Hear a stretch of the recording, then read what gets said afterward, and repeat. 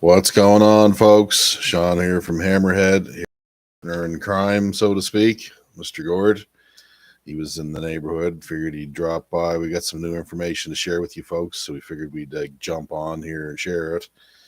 It's a Monday, the year of our Lord, 2022, October the 3rd, 8:10 p.m. here in Halifax or Nova Scotia. We have turnings by Turner. Good evening to you. Just wait for a few folks to pile in here, and then we'll get going with what we got to share. But anyway, while we're waiting, I'll just hydrate myself a little more here. Moonshine. Yeah, right. When you work in a busy bike shop, you don't have a lot of time to drink too much. You forget to, actually. You get so dumped into what you're doing. But anyway, hello, Gary. Gary Pickering's in the house. Hey, Gary. Anyway, good to see you guys. Like you said, we just want to discuss a few things with you. We had an event that turned out very well at Peace and Friendship Park in Hollis Street in Halifax on Sunday. And we're just going to give you guys some updates on what came with that and what's coming up. So you guys know what's exactly is happening. Gordy had an interesting conversation with the RCMP at Garland today. So he's going to go over a few things with you folks, show you some stuff on camera here, and we'll see what you guys think of this. And put in the comments what you think of it. Menacing Muskrat's in the house. Kathy's from Ohio. Thanks, Kathy, for coming in. And we'll just wait here just for a few more minutes, guys. Get some more people in. Yeah, we want you to be informed. That's the whole reason we do these. We don't do these because we want to go on and look handsome on camera. I mean, really, we do them to keep you in the loop. You guys want to know what's happening with freedom in our part of the woods? Well, this is what's going on. And Gordy's got an idea for a name. The East. What are we going to call it? East Coast Action Team. The East Coast Action Team. Yeah. That's what we're going to call ourselves. So, because that's what we're about. Because that's what this new plan is about, is action, and everything we're going to be doing is going to be moving towards that realm. But anyway, London, Ontario in the house. Awesome. Thanks for coming. We'll just wait here for a couple more minutes. It's a big club, and we ain't in it. Menacing Muskrat says, well, no kidding, bud. It is a big club. But that's okay, because they've got their club. There's nothing says we can't start our own club. All right? And the No Homers Club, any of you guys that have watched The Simpsons, they had the No Homers Club, and Homer's like, well, Homer Pyle is in there. Yeah. He said that we're allowed one Homer, just not more than one. No Homers. Get it? But anyway, I'm a sister. Menacing Muskrat's a sister. Okay, cool. Good to know. I thought you were a dude. I guess in today's world, I shouldn't make guesses at your gender. But thanks for clarifying that. Anyway, so we got 40 almost in the house here. We'll kick her off. So as I was saying, we got some new ideas. We had a rally in Friendship Park on Sunday. Turned out really well. We had a bunch of people there. I gave us a little talk on common law, and then Gord gave a talk on a variety of subjects, including what the plans are and what our ultimate goal is, and things like that. And it turned out really well. We had a lot of people, a lot of new faces that we haven't seen before that were there. So we're going to continue on with that blessing, I guess you can call it, because that's what it is. And this Sunday, we're planning another event in the same spot. We're going to see if we can do a do-over right away here. So, in any case, I'll let Gord talk here while I drink some water. It's not moonshine, like Gordy says. It's just straight water. Yeah. So, anyway, hey, folks. So, the whole idea behind the initial Sunday rally, in our opinion, the people that were running the rally before were never building towards taking any action, and they canceled the rally actually on Friday. So I decided that this was an opportunity for us to pick it up and maybe turn things in the right direction towards action. So we got a hold of Crow, and yeah, so we decided, yeah, we'll go with that. So we did. We threw it together. Just took a karaoke machine and a generator, and down we went. And it wasn't a gigantic crowd, but the big thing was, like you said, the majority of the people I hadn't seen before at all the other bullshit rallies. And beyond that, another thing that I happened to notice is every other time that I had been down there for a rally, and a few other people I talked to, the same thing. The place has 2 or 3 cop cars around it all the time, and they're not doing anything, but they're just watching things. So when I decided, touch base with Crow, and then we confirmed to take over that rally, I never called nobody to ask for permission, and I'm not going to ever do that because we don't need permission. So we just decided to go and take the same place because it's a decent little spot. Anyway, there was no cops there, 0. Not even a sniff of a cop. And nothing. We were there 2.5, 3 hours all told, and never seen one cop. So if they didn't know we were coming, then they certainly would have known we were there. So anyway, that was interesting. I'm not sure exactly where that goes, but anyway, at that event, we're talking about action, all kinds of little action things. And one of my follow-ups, as you guys know, a lot of you folks know about my court case that we had, the incident we had in Cape Breton. And I had to follow up with the RCMP headquarters at Garland Avenue. So this morning I was late for work because I made them phone calls. Turns out my court case now won't be till April 5th. So that's certainly lots of time to prepare for that. Then I called Garland. So I want to show you this on the camera, and I have to scroll through it. But as you can see here, hold her right, yeah. I don't know if you guys can. There you go. This is Nova Scotia RCMP headquarters. So this is where I went this morning to look up the phone number. And then as you go down through and look at the contact information, and this is what we were told when we went down the last time. There you go. You can see it says by appointment only, right? Basically by appointment. So I got the phone number and it's by appointment. So I called them this morning. And I said, I want to make an appointment to speak to an officer. I want to serve some paperwork about crimes being committed in the province. Well, this is not how this works. This is not like a regular detachment. I said, yeah, but it says right on the thing that I got to call there to make an appointment. And this is the headquarters of Nova Scotia. And, I'm trying to make an appointment. Simple as that. Well, that's not how it works down here. I don't know exactly what to tell you. And I don't know. I said, well, also, and I'll get that lady's number and name tonight, but there was a female constable from Kingston that told us via my other friend, Clint Cole, who's a retired Durham police officer, serving documentation out there, that told us we should take this paperwork to the head office, which is Garland Avenue. Excuse me. So anyway, she sent us there. We told the commissioner that time when we were down there a few weeks back, and I'm trying to make an appointment. They won't let me make an appointment. They say I can't make an appointment. So then she transfers me over to what they call Integrated Crime Division. This is HRM Police and HRM RCMP. So I have to select on that what I'm going to select for the crime and the level of crime. And so I listen, and then one is talking about homicide and these kind of things. If you were being murdered, dial 1 now. So I picked the homicide one because it's actually called democide when the government's doing it. So anyway, I picked that, and I got that lady. Same thing, nobody to talk to. I can't make an appointment. You got to go to this detachment because where was the crime? I said it's being committed across the whole province. Well, what are you trying to serve? I said I'm trying to serve documentation about informed consent laws being broken across the entire province. Simple as that, and to do with the narrative.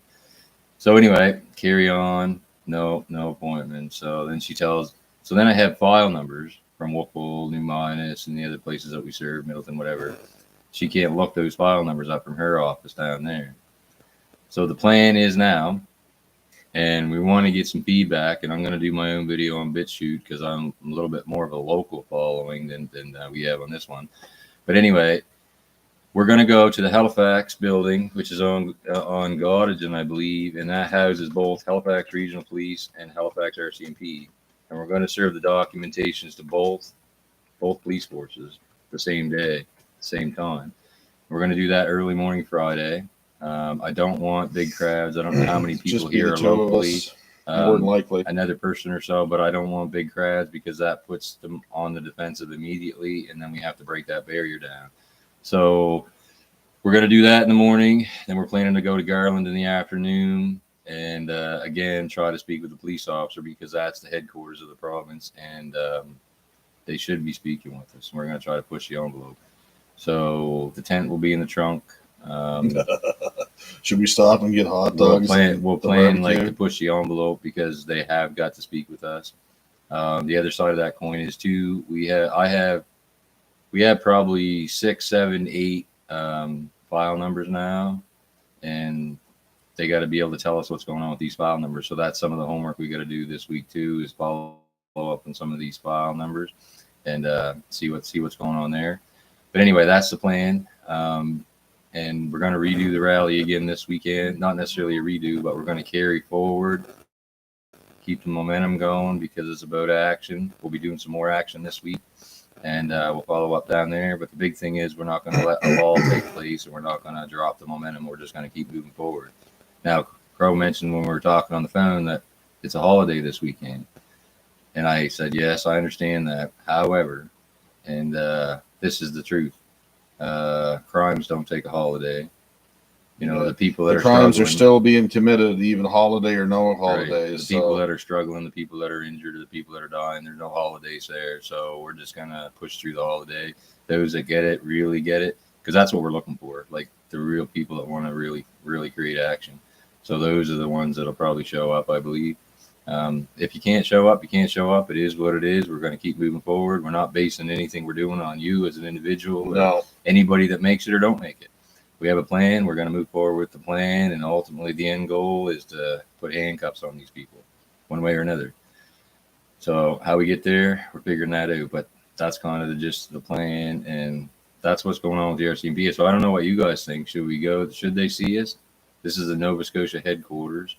Should they have an It's the headquarters for the whole entire province of RCMP in Nova Scotia. Right. So these documents are legally principal to agent and agent to principal. And what that means is if I serve Constable so-and-so low-bearing fruit in the RCMP, that Constable so-and-so should pass that along to all of the people above them, all the people below them, and on the same level.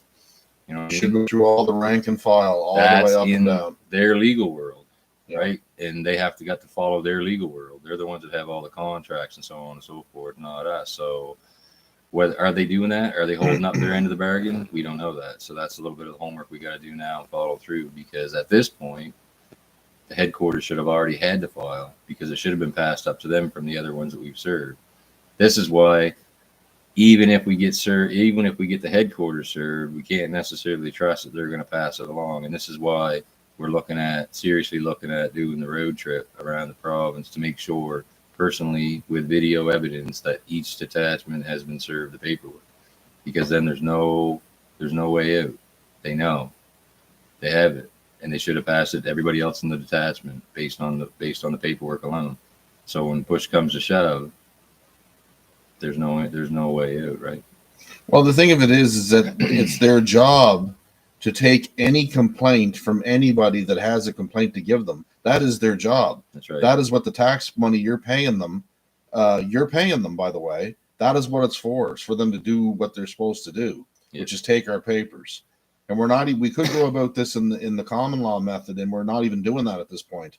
We're trying to make it so that it's universally recognized, and that we'll even follow their complaint procedure in order to get these papers served on them. Yeah. So they have no excuse whatsoever to not accept them. So this document, to clarify for people that don't know, this document, Stand United BC document, informed consent.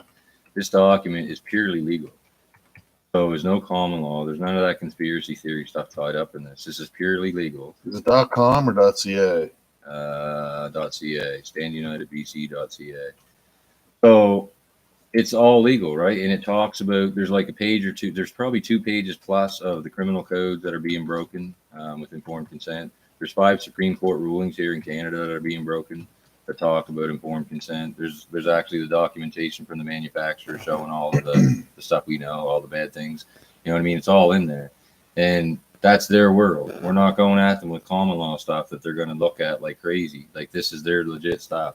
And what it comes down to, so I'm always pretty calm when I talk to them. First thing I'm doing is I'm asking, we want your help because that's what we're asking for. You guys start doing some investigations. But beyond that, if they don't want to do this, then it becomes a dereliction of duty, and then you have to speak to a supervisor. You have to push the envelope because it's their job. Once they put on the uniform, whatever opinions they have are supposed to be left on the counter. Mm-hmm. The law is the law, whether it's legal or common law, and we're working in their realm at this point. Legal, the law is the law. Their opinions of what we think or believe compared to what they think or believe are irrelevant. They got the uniform on, they got the badge on, the law is the law. Simple as that. So they have got to take these documents, and whether it's an uphill battle or not, it is what it is. I'm going to make sure, Bro's going to make sure, we're going to serve the documents. We're the ones. They're going to be to the point where they cannot say they weren't informed. Right. So this is going to remove all of the excuse. Well, I didn't know. Right. That's the only thing we're expecting to get out of this. Although we've seen it already. We've only served a handful. We've seen it already that some of these officers, you can see it in their eyes, right? They're primed to try and figure out maybe what might be happening here. Right. There's something going on. Maybe they've had a gut feeling for 6 months or a year that something's not right. And you got to be mindful too, guys, that there was a number of RCMP that didn't take the carrot or whatever. You know what I mean? And they decided to leave their job anyway. So, yeah. So the reason, now we're common law people, so I don't want to confuse people, and we don't believe in the political system, and y'all know that. And this documentation is legal, and it ties into the political. So the reason I serve these documents, first off, we serve them, and I bring them to him through my contacts, and we go ahead and do it. The reason is simple as this. The evidence in them documents is sound, solid, and bulletproof. It's that simple. So, do I believe there'll be a legal remedy? No, I don't. And I've told the Stand United BC group in Zoom calls that I don't believe that will happen. Do I believe there's a political end? No, I don't believe that either. No. The reason is simple. The reason I take these documents, and we've seen it in the eyes of the people we've talked to, a few of them, we're trying to reach the rank and file members of the RCMP and all the police forces. And the reason we're trying to do that is because when push comes to shove and really our backs are up against the wall, or theirs are, because they have got to do something to come out seriously against us people, they're going to have to make a sole decision. They're going to have to look inside, look in a mirror, and am I willing to follow the corporate line and do what they tell me, or am I going to do the right thing? Okay? So the issue is, if they don't have the information to know what's the right thing to do, because you got to realize we always look at things from our perspective, and we see everything. So that's unfair. We have to try to put ourselves in their shoes, because anybody that's fell for the protocol still have the blinders on, you see? So they're not seeing what we see.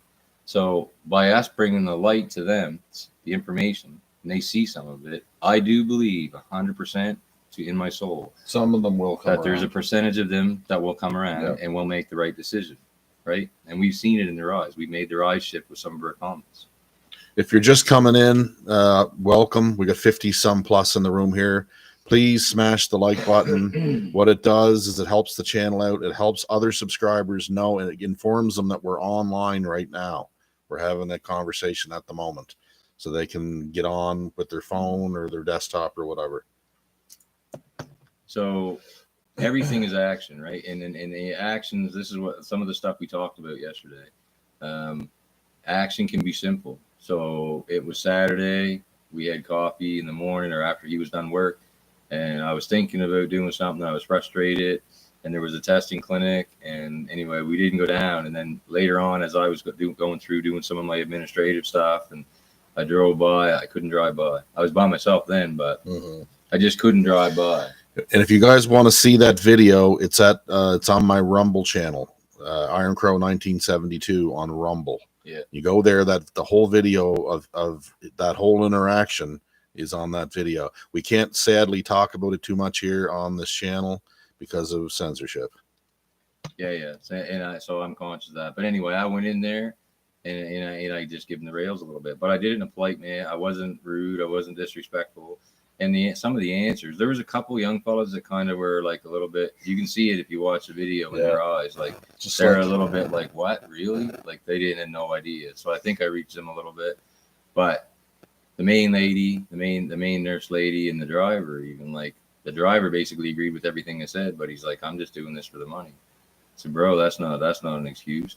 And I said, "What are you going to do when they crash the economy and the money that you're doing this for isn't worth anything?" I said the same thing. At some point, you got to answer for what you're doing. And if you're comfortable, then I guess you're comfortable. But I believe, and we believe, that at some point in time, every man, woman, and child who's on this earth, okay, is going to meet their creator. And I call him God. I call him Jesus. I believe Jesus is coming back soon. He's going to come back to earth. And I believe those that are faithful and true and have repented of their sin and asked for forgiveness are going to be caught up in glory. And the thing of it is, you're going to have to face the creator, whomever it is you believe is your creator, and you're going to have to explain to him or her. I'm not saying, or maybe it'll be a multi dimension being. It won't just be, it'll be everything. What you did on earth, and you have to have some good explanations as to why you did the things you did. And I don't want to be ashamed on that day, and I know a lot of you folks don't want to be either.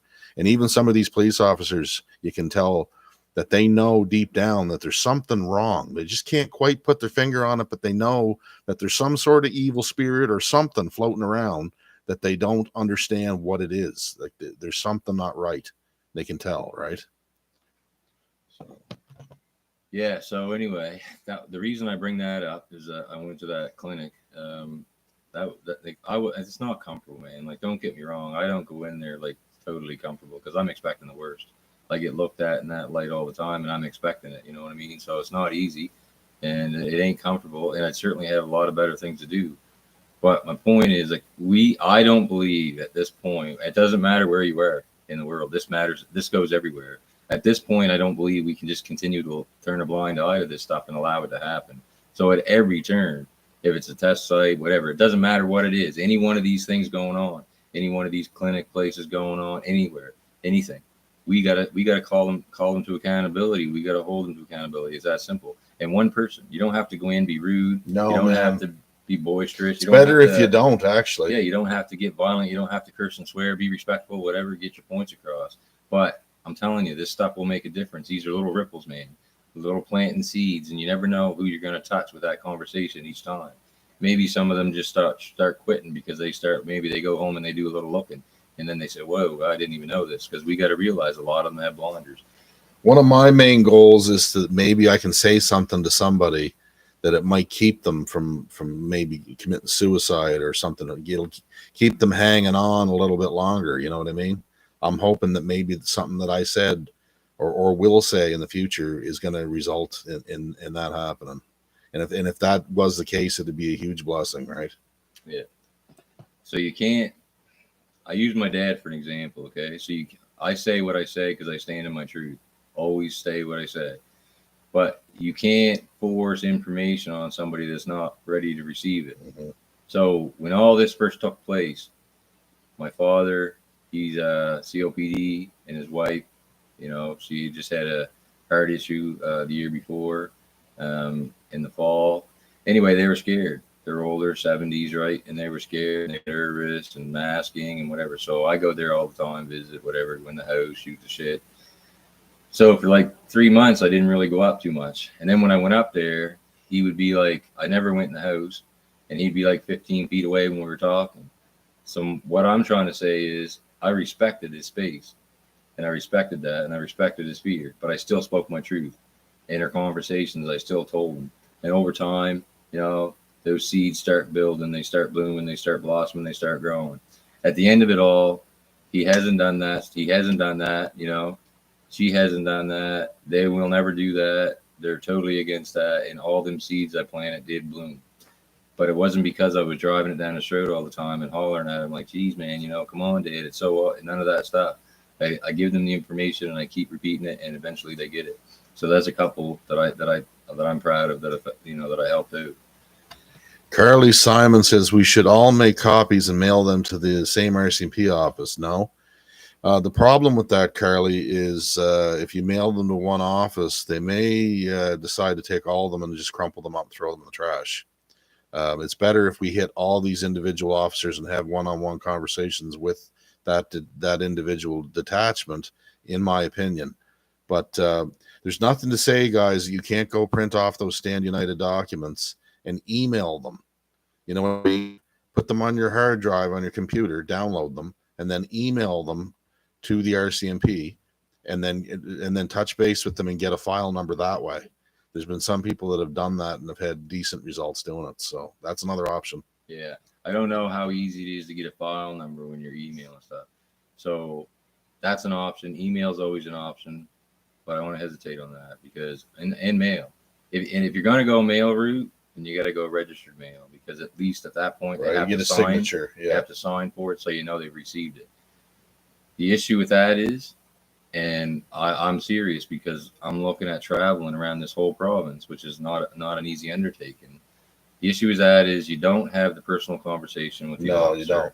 You don't have a chance to break down the barriers that they have built up. But I just mean for people that may not be able to get to the individual. But do sites. Definitely the registered mail. And if you're going to do it that way, mail or email, you have got to call them. You've got to follow up.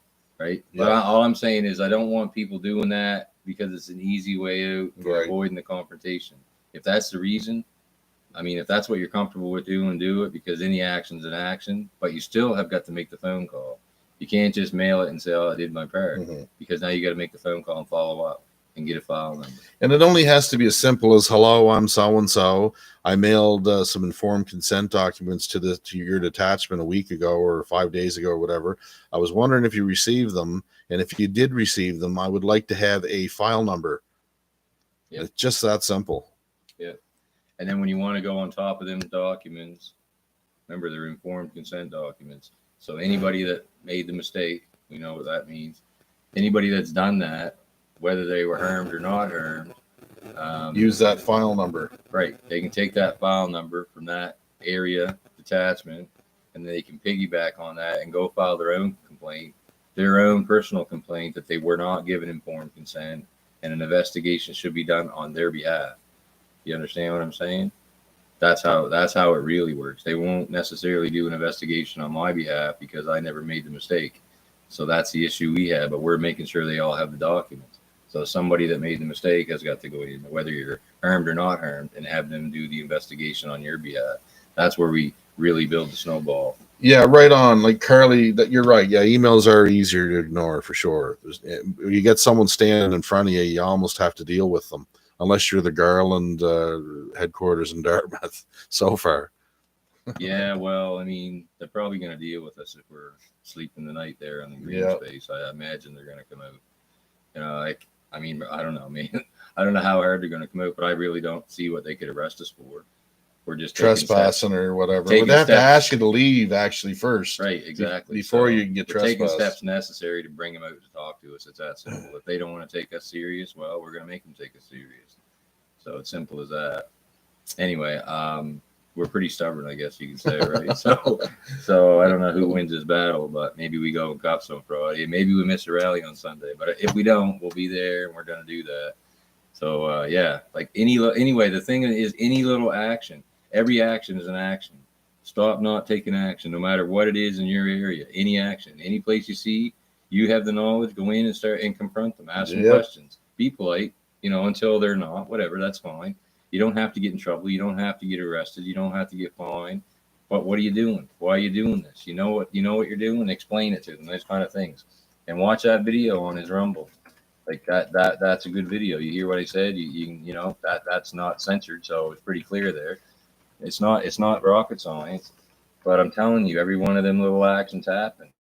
And if we stop letting these things continue, just turn a blind eye and drive by because it's disgusting to us, and we start pushing it, then we're going to make people more uncomfortable. And that's what we need to do. Yeah.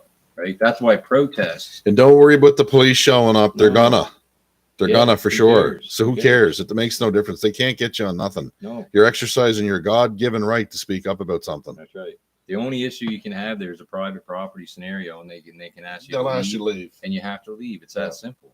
But before that happens, you're going to get a chance to voice some of your concerns. Yep.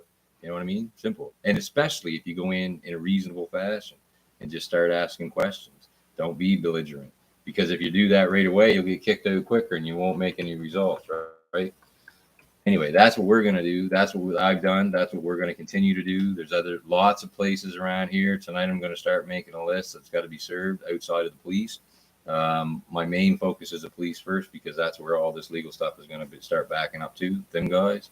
But there's all kinds of other places. And my American brothers and sisters listening to this, you can go to standunitedbc.com and print off those documents. They were written in Canada, and there is a section there that was written specifically for BC. However, those documents do have a standing in your area, in your country, because informed consent wasn't given not only in Canada, it's basically worldwide. Right. So the tweak is for you guys in the U.S., just simply tweak it. Yeah, change it around. The Canadian criminal code, right, but find what the American criminal code, how it fits in your state or whatever. Right. The information is solid, right? And there's lots of information that isn't just Canadian based. It's just how it's laid out, and you can read through that. You can that can be a base for you guys to do the same thing down there and start going all around giving that, because you weren't given informed consent either. None of us were anywhere in this world. Right. That's a global truth, right? So you don't have to worry about the docs just being for Canada. They're not, right? No, they're not. That's the truth. So the example of the police officer that tells me, when the corporation tells me I have to do what I have to do to keep my job, and I go do it on my own accord, is that not me giving consent? I said, yeah, it's you giving consent for sure. It is, after I paused, but you didn't get informed consent, because you weren't told of all the vegetables that were available in that, and you weren't told of all the possibilities that could come from it. And when I said that, and you can see in that video, and Crow knows because he was there taking the videos, you can see the shift in his eyes. Yeah. Now, where he's went with that sense, I don't know, and that's part of the issue. We got to start following up on that. And Chris Corral brings up a good point. If and when you go in there hot and belligerent, you make yourself and all of us look like idiots. Yeah, you don't need to do that. Just go in respectful, speak in normal tones, and ask questions and be respectful. Yeah. And if they ask you to leave, then you just say your piece and walk out. Yeah, it's that simple. That's what I did. Eventually, that girl said, we were being polite, whatever, and and she asked me to leave, and I spoke a little bit longer, and then I started leaving, and whatever. So I can't fight them there. It is what it is. But I certainly made my presence known for about 15 or 20 minutes, and the driver and her, whatever, and who knows where that went. It's almost like trying to inform a police officer who's got you pulled over on the side of the road of what the law is. That's going nowhere. Mm-hmm. Okay, almost guaranteed, right? Now, we've done that, but you're not going to be successful most of the time doing that, because all that's going to do is just get their back up, right? And they think they know the law, and they've been taught the law. Well, a law, right? It's not the law. But anyway, you can't educate them there. The best place to educate them is in common law. Just put a trespass out on them. Have them come to a court of record that you're pushing, right? Then you can have your say, right? Then you can bring the law into the court. You can say, well, look, here's the law. This gentleman mistakenly pulled me over at such and such a time and demanded all these documents, of which I have no contracts or interest in contracts in, nor did I have any interest in contracting with them. You can build from there. So it's the same thing. You can't really educate them there on the side of the road. You have to pick your battles. That's the thing, right? Yeah. And with that being brought up there, the common law. So my friend is actually in court now for trespass charge for not wearing a mask in an establishment, and he's going common law. And today, they weren't. The judge comes in and she says, I'm not playing games. I'm here for justice. But all she kept doing was, he's standing his ground. He's a strong gentleman. He's standing his ground. Then they throw him in the hot box. You know what I mean? Because he didn't want to say his name, and then they take him down to the cell, and but that's not his name. He's standing there as a man. Do you understand what I'm saying? And that's what he was trying to push and stuff. So I'm going to talk to him later, and we're going to try to work out some plans and details and help him get through that tomorrow. And I got some ideas, one thing is, And I don't know what he said. I just had some brief conversations. But when it's going on about your name and stuff, you can say, well, that's a legal fiction that I'm sometimes referred to as. But I'm here as special appearance as a man today. You can challenge jurisdiction at any time, right? But it's best to do it initially and just stand on that rock. If that's the way you're going to go about it, just stand on that rock and don't let them shift you. They're going to try you. They're going to throw you back into jail and do all sorts of nasty things, up to and including threatening your family and everything else. Just stand in your truth, man. That's all it's about. Yeah, and they threw him in the little holding cells there, and the ones downstairs like a couple times, 2 or 3 different times today, and then they bring him back in 15 minutes. It's all a game. So what? And like he's saying, what they're trying to do is just pressure you and knock you back out of the jurisdiction because he is obviously standing solid. That's why they kept doing that. And so then one thing he does at the end of the day before now he's got to go back tomorrow. Imagine this: it's a 3-day trial for not wearing a mask in an establishment. What a waste of money, eh? Right. So the resources they're spending pushing this, right? So anyway, wow. At the end of it, he says, they want to plead because in the plea that you're going back into their jurisdiction. So he's reading up and he says he's making his plea of not guilty with conditions. And they asked what conditions, but they didn't. So as soon as he said not guilty with conditions, because that keeps him in his jurisdiction, because the conditions will be tried in a common law court with a jury of his peers, you see, but they didn't ask him to go further. She just quickly wrote down not guilty, trying to push him in that jurisdiction.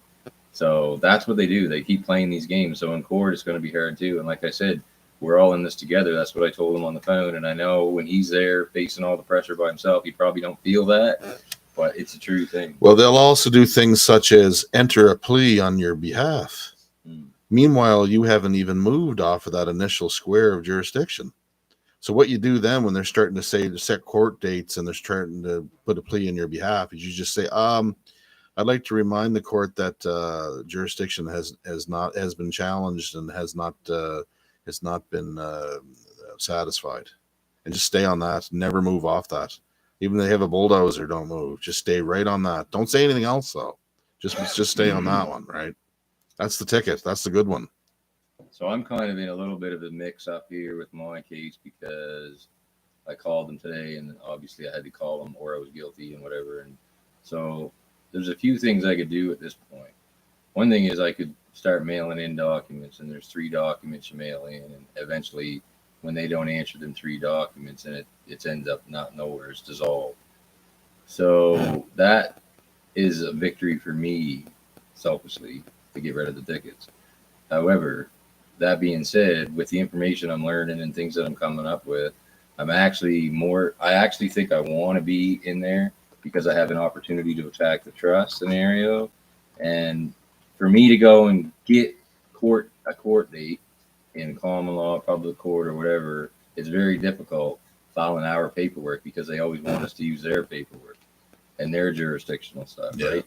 But in this scenario where they have taken an action against me, now that gives me my space in that court, and I can utilize that. So that's kind of where I'm at right now, balancing it, what I should do. I'm pretty sure I'm going in there and fighting it and using the space because there's an action being taken. But I'll keep you guys up to date about my friend out west. He's got court tomorrow. He's got 2 more days, so a 3-day trial for a mask. If you can imagine the cost of that for a mask, that doesn't even make sense. Oh my God! It's upside down clown world, and this is why you gotta unify, guys. And you gotta stand in your truth and stand together and get your tribes and build unity and strength. There's power in numbers, right? And this is the time, like I said before, to be bold as lions, wise as serpents, right? That's exactly the truth. It says that in the Bible too. Yeah, Abnorm, I am from PEI. I grew up in Cornwall, Prince Edward Island. My dad's from St. Teresa. We've lived their entire lives there, pretty much. We're part of the original 300 families there. So, yeah. So anyway, that's what's going on. Still moving forward, still taking action. More plans for the end of the week, and hopefully I can fit a few things in during the week. And as things move on, we'll keep you guys updated. Like I said, reach out if you have questions or whatnot. I actually met with one of the ladies from here, local lady. And I haven't forgot about you, but I still got to connect her with a few folks via email so they can get together and do some stuff. But yeah, so we're open, transparent, answer questions, meet people if they're available or around or what have you.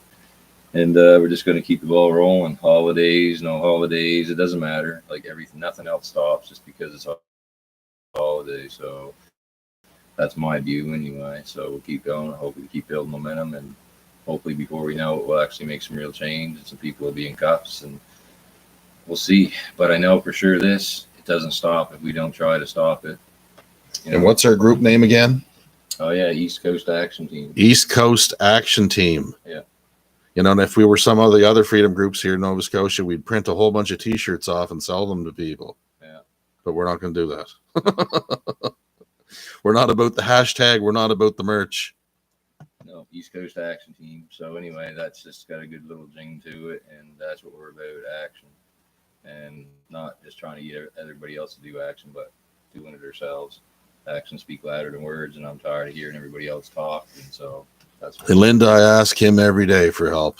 Every single day of my life, I pray for help, because I know I'm just a man. I can't do it on my own. Gordy and I both, you know, we're gonna need help from our Creator before this is all done and said. I guarantee you that. You guys got to remember that's happening. We're getting help. We are. We don't even recognize it sometimes. And if you're at, but you know, what I mean, I'm not that guy. I'm a spiritual guy, and I believe in good and bad, and I do the right thing and all that stuff. And I'm not. We talk about this, but I don't think we're not getting help. So for me, I look at the struggles that are out in front of me, trying to do what we're trying to do, and I believe that the universe, whatever the system is, will lay things in front of me as I need them. That's how I look at it. And you guys talk about, you know, asking him for help and things like that. But I'm telling you, when we went down there, when we showed up in Halifax, it was 2 days notice, us taking it over. Cold. We don't know how many people even seen our information. That's the truth. We shared it as much as we could. But when we got there in the parking lot, wasn't a soul. There was nobody there. And then all of a sudden we see a couple people hanging around. Of course, we're there like 20 after 1, right? And it's 2 o'clock event. But anyway, couple people hanging around. So I see 2 or 3 people, and I was like, well, we should get up and get over there, because now it's getting, 20 to 2 now. So I go over, and then before you know it, man, all these people started showing up from everywhere. Our friends finally made it. They were late with the generator. We hooked up the karaoke machine with the mics, and it went good. It wasn't a joy crowd, but the people that were there for the right reasons, and they were pretty much all new faces. Do you got it on your BitChute yet? What's that? That video of that. No, I don't have it. It was on so you guys can go to Facebook. Iron Crow 1972 at Rumble if you want to see that video from what he's talking about for Friendship Park on Sunday. I gave a little speech on common law, and then Gordon stood up and gave the lion's share of it. But it was good. The energy was very, very high, very positive throughout the whole thing. Even though it was a cold, blustery day, people were interested in what we had to say. You could tell. We had people in the crowd that were watching, keeping an eye on folks, and they said they were all really interested. So that's good news. Yeah. People were asking questions. People were coming up talking to us later. There's quite a few people coming up talking to us after the fact. There was a couple girls, politically speaking, that tried to hijack the event. However, I don't believe in politics. I didn't initially want politics to jump in there. However, him and I, when we went to Cape Breton, I was censored. So I took the mindset that I'm not going to censor people. So this is what's going to happen. Anybody can speak on anything when we do an event. That's fine. But I'm going to qualify it from my perception, because I'm trying to promote the action, and I see it the way I see it. So that's what we did. They spoke about the politics, and then I get up and talk about the fact that and I explain why. So what I'm doing is not pushing my belief on people, but making sure those people in the crowd have all the information to make the right decision. If they decide they want to vote, by all means, go ahead, and good luck with that. I don't believe we're not trying to form a regime here or anything. Everyone's got the right to speak. We held the mic up for minutes. People want to talk. If anyone has anything to say, come up here and speak. Yeah. We don't care if we agree with it or not. You have the right. And that's what we're trying to tell everybody. Yeah. You have the right. But my main thing about the whole thing was the fact that people have been duped into believing that their rights that they were born with, that God gave them, that they were born with, are privileges. because the powers that be have tried to take your rights and turn them into a privilege. And they're based on paper. That's right. You don't charter, get right? your rights from a piece of paper. You never have. So if that's true, and it is true, you can't have them removed from you. You can't have them taken from you, right? It'd be impossible. But anyway, I wanted to say one thing here, and we're not going to talk about Jeremy because we're not really into that. But Blue Eyes, we heard that he was taken to Saskatchewan to stand trial. I think starting at 9 a.m. tomorrow morning. That's all we know about where Jeremy is, and we're not going to say anything else about that. Yeah. I mean, we have our own personal beliefs and opinions and thoughts. They are what they are. People can think whatever they want. The only thing regarding that we touch on is the fact that when they canceled the event, he was already arrested at that point. She was under pressure, and she was the one that was the organizer, and lots is going on in her life, so that's fine.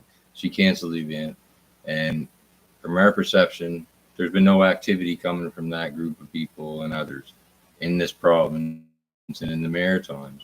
So I saw that as an opportunity for us to shift the dynamic, pick up the ball that I view that they dropped, and shift the energy. So turning the whole province toward action.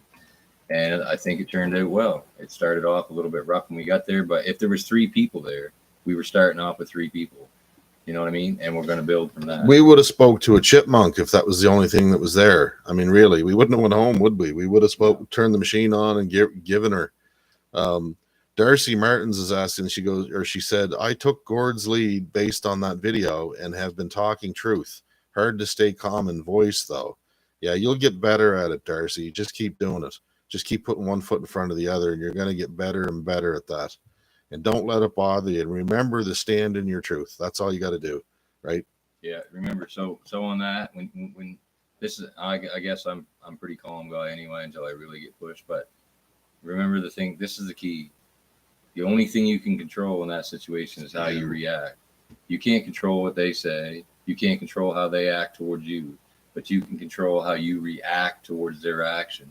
So if they become belligerent, aggressive, say mean things, call you, whatever they say, you control how you react. And I want to tell you for sure, when you stay in a calm, sensible, manner, that frequency resonates. Even when it doesn't matter if they're screaming. When you stay like that, You've it becomes won. Powerful. You've already won, right? And anybody else around that's watching that and witnessing it, you become the winner of that whole situation because you're staying there. And this person's that's how it works. I'm telling you. Yeah. Anyway, so I mean, and my friend, same thing. The guy that's fighting the common law thing, he doesn't get angry.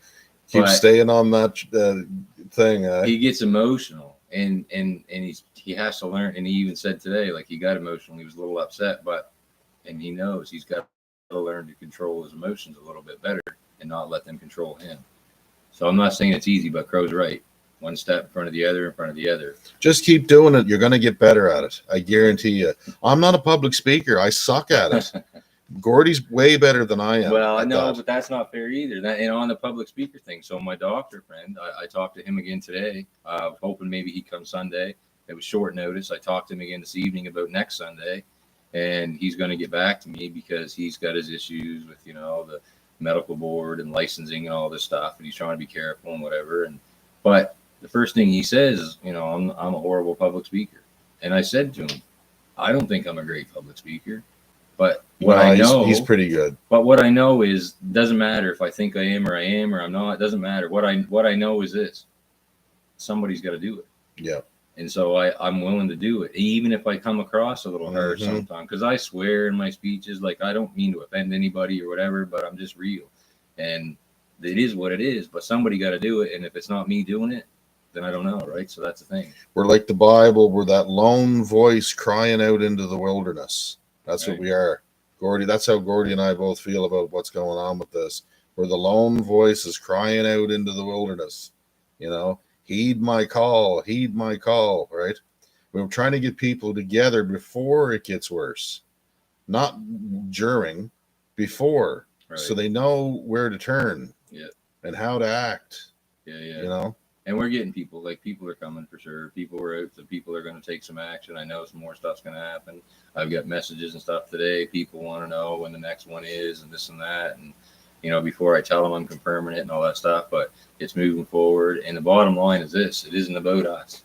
So here we are, I guess, what do you want to call us? We're being the fronters of this, trying to push the envelope. Targets. That's okay, but it's not about us. And what I said to him before, the idea being, first off, I hate leader, so we'll organize whatever. But the reality is with the term leader, and I hate that word, but because I don't want to put us in this level. We're all leaders. Below, right? The idea being, if people want to look at it as we're leaders or whatever, but that's okay. The idea being is that, and I said that on Sunday, that's what we want. And everybody in every town, like I want somebody else to step up in that town and follow the lead and let us help. So we don't have to do the whole province. We don't have to, you know what I mean? And then everybody can take care of their own areas and stuff. And we'll help you. And we can all unite under that umbrella, right? And it's phone calls or Zoom calls, or it makes things a lot easier once we build little groups and start building them up in all the areas. You know what I mean? That's the idea. I think personally, like, you're going to be scared and talking to these so-called authority figures because we've been taught. What have we been taught? We've been taught to fear these people. When the reality of it is, you have to know who you are and stand in your truth. Just know what and who you are. Know your power, right? Understand that you're a man and a woman, okay? They don't have the right to give you any orders whatsoever. They can't tell you to do a bloody thing unless you have a contract with them, right? And you don't.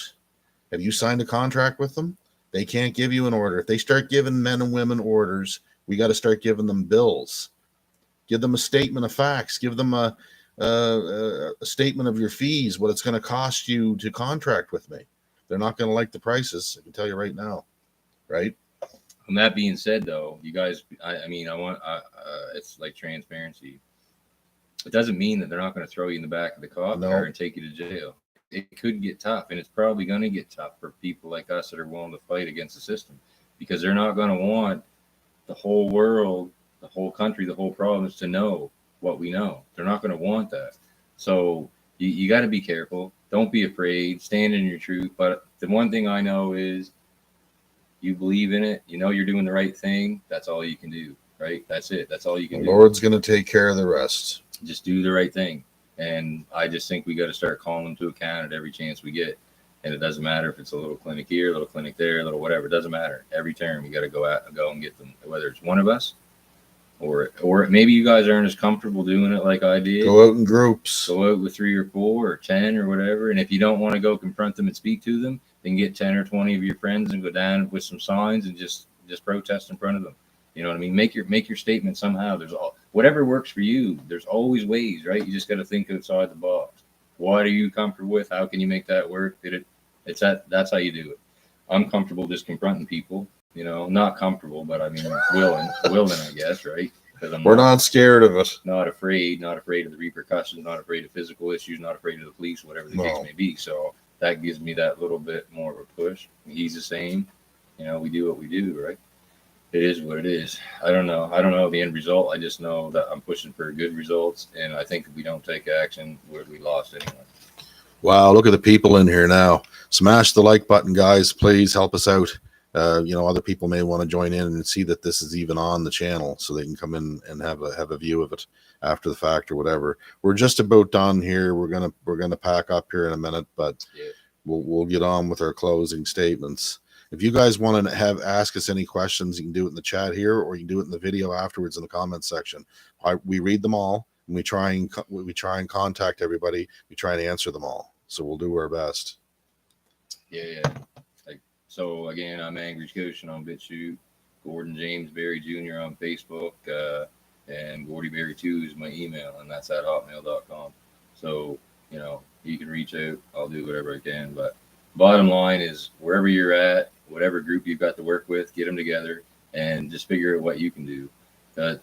Just a ripple effect and planting seeds, and you never know who you touch and how much change you make, right? Listen, I'll tell you something. The system can only handle so many lies. Okay? When it gets to the limit of the amount of lies that are being told, the truth starts leaking out. And I really think we're at that precipice.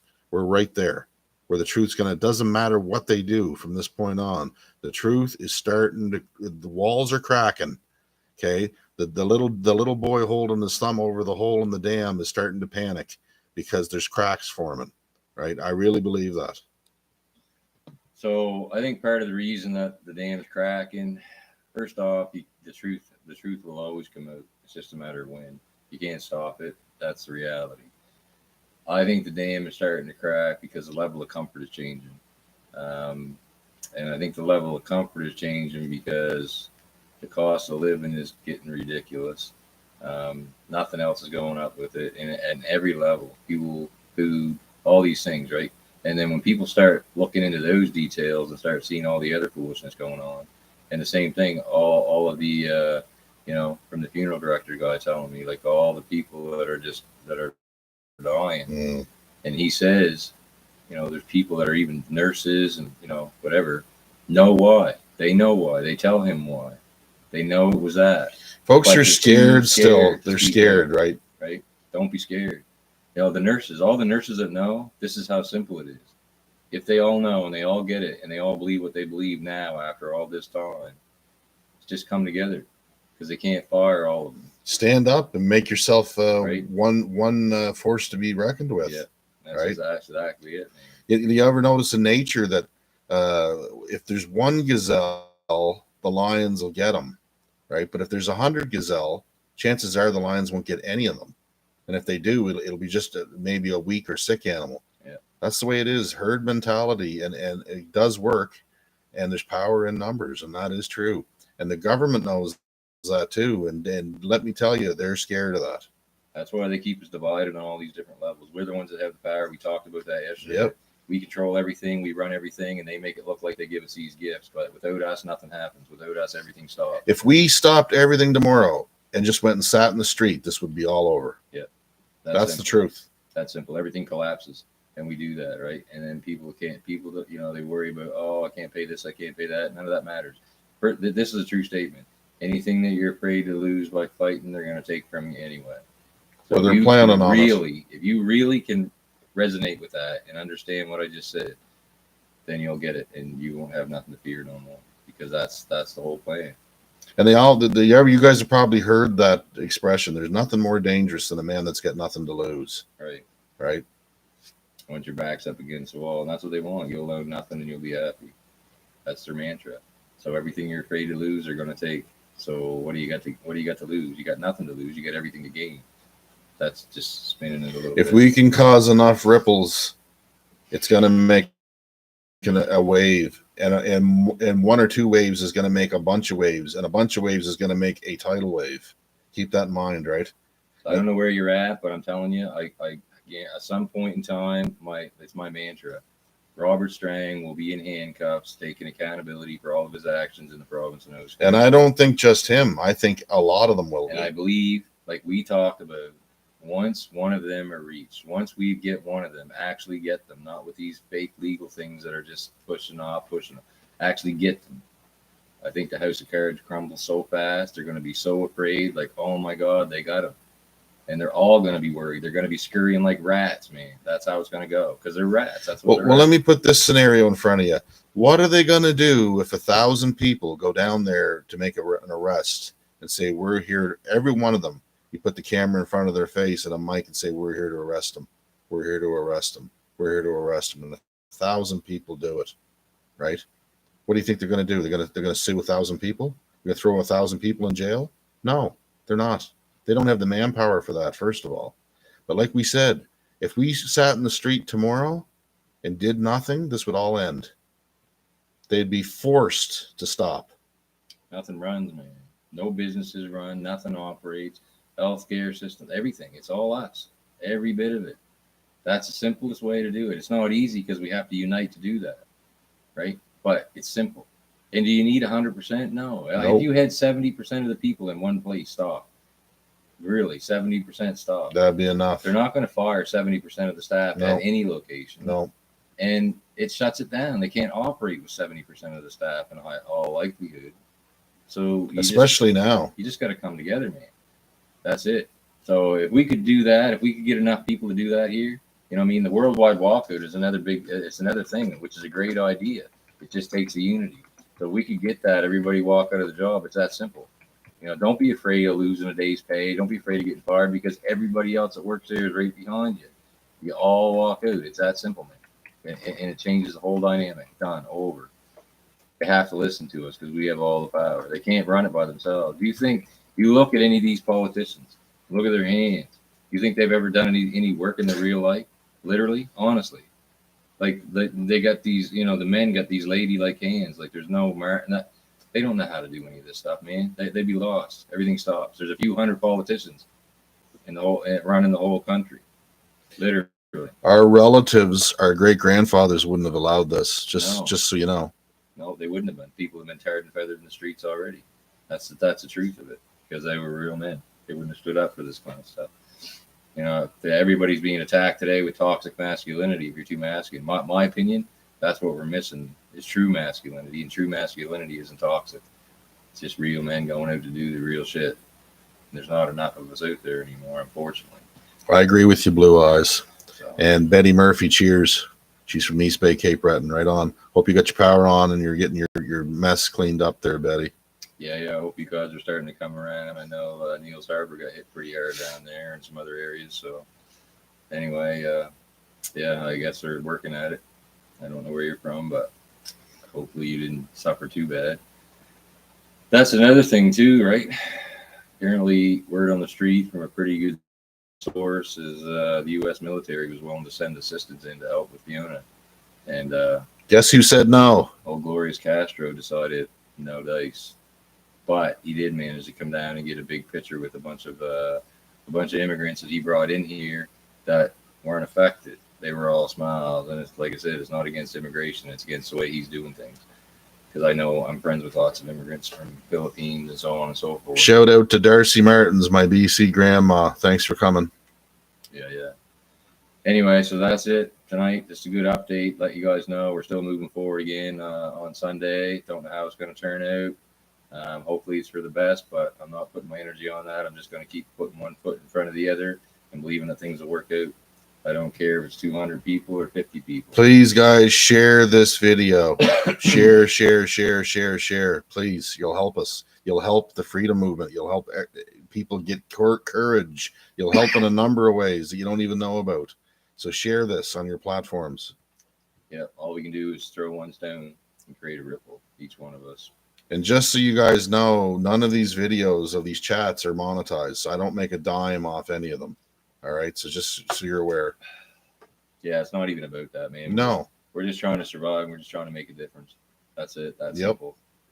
You know, and be honorable men and women on this planet the way things should be and were. It is what it is. Like, I'm not that guy. I hate that kind of stuff. But some things cost. We do what we got to do. But it is what it is. We just keep, like I said, put one foot in front of the other. And I believe if we keep taking action, organically, it's going to grow on its own. And we're going to get more people taking action. They're going to start following the lead. And have more of us taking the action all over the province. And hopefully then that spreads to, you know, other provinces. And then boom, boom, boom, we got the country lit back up again. Because right now it's quiet. And I don't really know why. I don't know what happened to the energy. So maybe they're waiting for a savior to come. There is no savior. Right? There is no savior. And I kind of am a little bit guilty of that too. I follow in the Christopher James thing with the rest of Trudeau and all that kind of stuff. And I still believe that's the answer, as does Crow. And we're still working on that. But then at the end of it, when I come back, and we had this conversation, and this is where we come up with some of our ideas. The bottom line is there is no savior. And we know of all of this information to a degree. Of course, we got to fine tune it to fit. But that's why we started doing what we're doing. Because we'll be our own savior here in the province of Nova Scotia. And just to clarify, there is a savior, right? but it's not the one we're speaking of right now. Everyone seems to think that they're just going to wait for Pierre to save them or the political process. Yeah. I'm sorry. All right, I'm genuinely sorry, but that's not going to happen. No, there's a lot of people hanging on that, and they think Max is the answer and all that with PPC, but it doesn't matter who it is. I'll predict it right now. Pierre is going to win the election, whether it's a snap call or we ride out Trudeau. He's going to win the selection, I'll say, because he's the next selected individual to run the country. Elections are fraud. That's it. Simple as that. They're not there for us. They're there for themselves, and they're just trying to protect their own system. That's it. It's not going to fix it. We got to be our own saviors. And even if there was another savior, I've said this many times, I don't think a savior will waste their time or energy saving people that aren't willing to save themselves or aren't willing to fight Yeah. for themselves. Yeah, no, he definitely requires your part. There's no I question. mean, if you're weak and all that kind of stuff like that, then that's different. But anybody that can do something, anybody that can get out there and do something, you should be out doing it. It's that simple. You got to look yourself in the mirror too, right? I do it every day, and as much as I'm doing now, I still feel like I'm not doing enough. I don't Yeah. know. It is what it is. Anyway, God bless you guys. Peace, love to every one of you. And Love y'all. if any of you people want to get in touch with us, you know how. You can get a hold of Gordy on BitChute. You can send us a message here. We read the comments. We care about the comments. We try and answer all the comments. So we're moving forward, guys. So don't feel like you're going to be left behind. There's all kinds of stuff you can do. Go back and rewatch this video. We gave you some pointers in here of what to do. But anyway, have a great night. Have a great week. We'll talk to you guys really soon. We appreciate you. Peace out. Much love. Cheers.